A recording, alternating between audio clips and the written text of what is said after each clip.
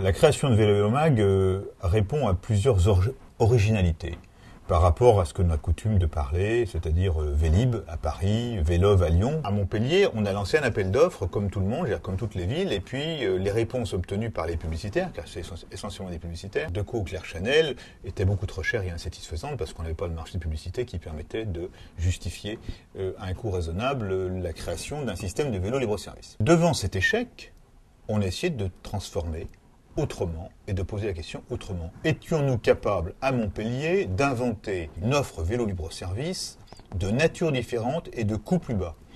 Et on a travaillé, rencontré ce qui va devenir l'initiateur de Smooth, c'était en l'époque Intermodal, qui nous a proposé un système technique qui nous convenait très bien, c'est-à-dire d'utiliser un produit industriel, les boîtes à clés automatiques qui permettent de mettre à disposition une flotte de véhicules, que ce soit des vélos, des bagnoles ou toute autre chose disponible dans une grande entreprise, de façon automatisée. Donc d'utiliser ce système dans la rue pour mettre des vélos à disposition.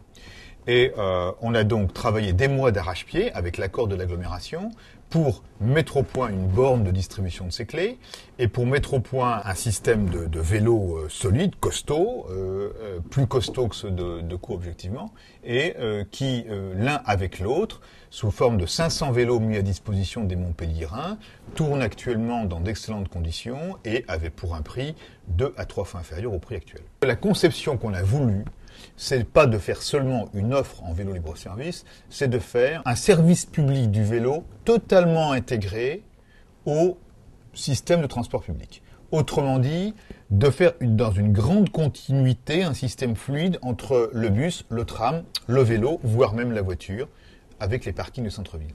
Et ce principe, on l'applique de la façon suivante. On a des vélos en libre-service dans le centre-ville pour aller d'un point A à un point B.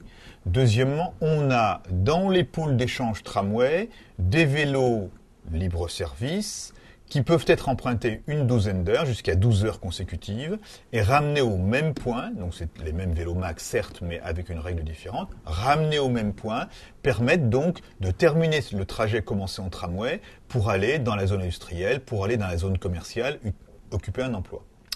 Et puis, troisième service, on a aussi dans les mêmes pôles d'échange installé des garages à vélo sécurisés qu'on ouvre avec sa carte Vélomag et qui permettent de poser son vélo personnel dans le trajet aller pour aller prendre le tramway. Autrement dit, on a bien une chaîne complète.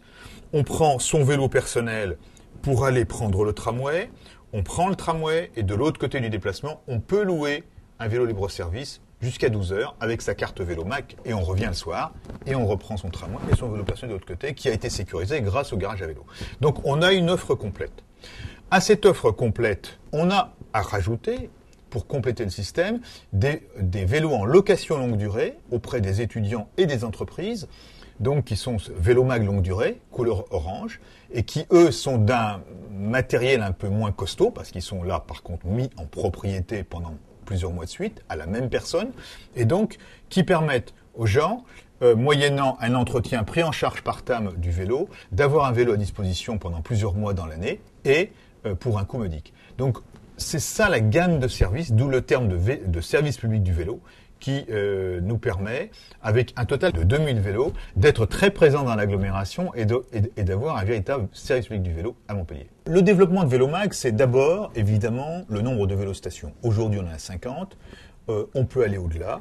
C'est bien dans notre projet. On a répondu d'ailleurs à la délégation de service public qui est en cause aujourd'hui auprès de l'agglomération par une option d'extension des vélostations.